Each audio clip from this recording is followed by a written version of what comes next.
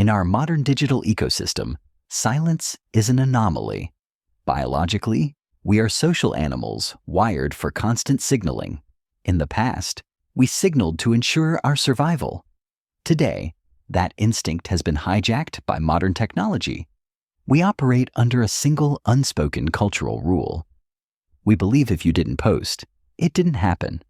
Society tells us that visibility equals validity today. Consequently, we have become curators of our own lives. We frantically document every meal and every vacation. We fear that silence means we cease to exist. But then, there are the quiet outliers among us. You see their dormant profiles and empty feeds. They experience life, but generate no digital artifacts. In this attention economy, they seem functionally invisible. Perhaps you have questioned your own social utility. You wonder if silence signals a lack of confidence. But behavioral science tells us a very different story. Silence is not a pathology, but a sophisticated strategy. Today, we are going to validate that chosen silence. We will deconstruct the mind of the non-poster. Opting out is a marker of superior mental health. Here is the science behind why you don't post.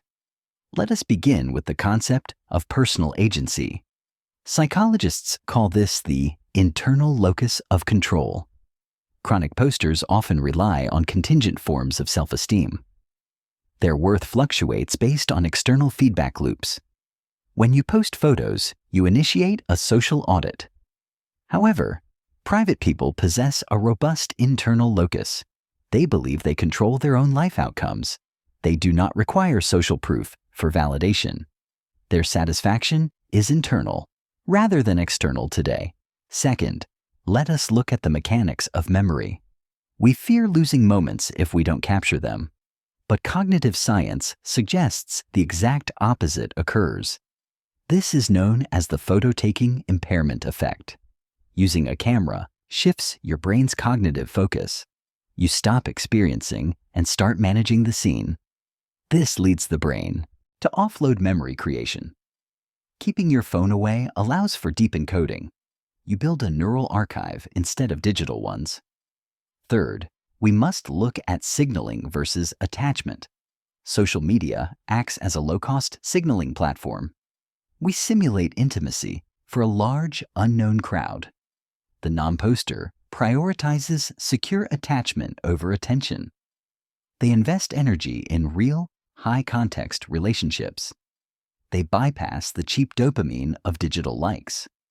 This signals a secure and stable attachment style. They treat private life as a high-trust environment. Fourth, let us examine the imaginary audience concept.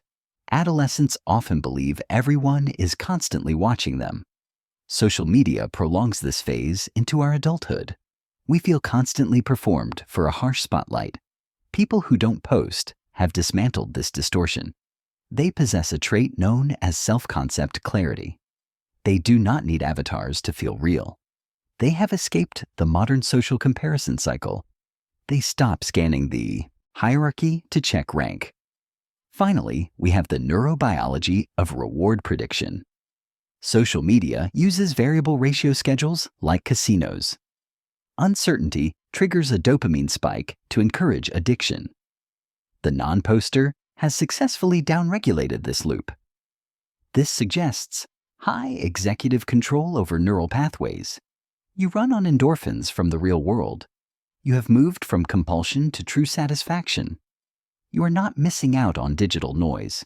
You are simply chemically balanced in your life. To the observers and the quiet private souls, do not mistake your silence for a void. In a loud world, silence is a boundary. It demonstrates control and deep, secure memory encoding.